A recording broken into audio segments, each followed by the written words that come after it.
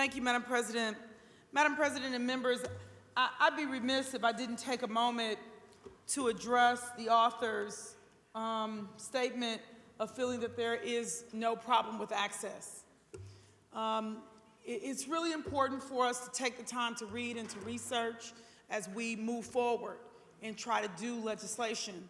In particular, there was a report done in 2012, I believe, and if my staff can help me to confirm, or alleged counsel over in the corner, it was 2012 or 2014, that was done by DHS. And the report specifically speaks to the services that we have available. And what it says is, we only have enough services for about 25% of the people who need, for example, services with mental health or services with ALDA services, or the number of individuals who have access, let's say for dental, let's not even go there. It's probably not even 25%.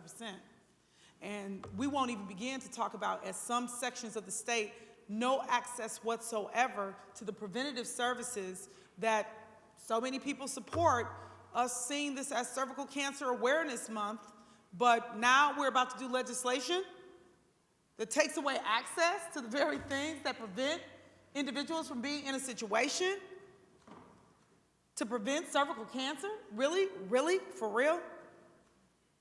The hypocrisy is killing me. To suggest under the umbrella of faith that we support life, but in everything that we do, we don't. I'm saying we, but it really ain't me I'm talking about. I'm just trying to be kind of nice by including me in the we, but I'm saying the outer ring.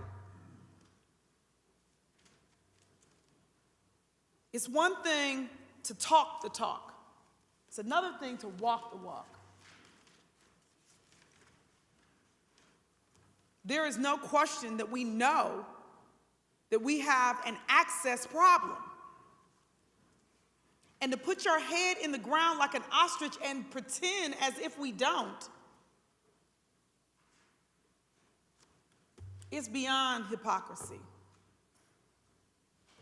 And to suggest, as I started this conversation earlier, that you support life, but you do thing after thing after thing that does not reflect that you do, except, I guess, you will support the fetus, but not the very individuals who look like me, who are in the state, who have life that needs to be protected, because you can't see it through that lens, because you don't want to see it through that lens.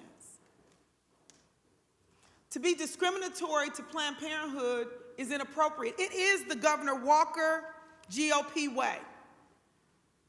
Do thing after thing that ultimately puts us in a position where we have to litigate. And then guess what happens? Time after time, that litigation is often lost.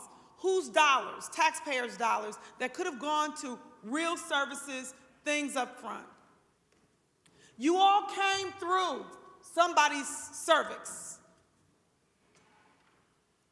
Why? You would have the audacity to not be respectful of individuals to be able to have the kinds of services to protect themselves. It's unreal.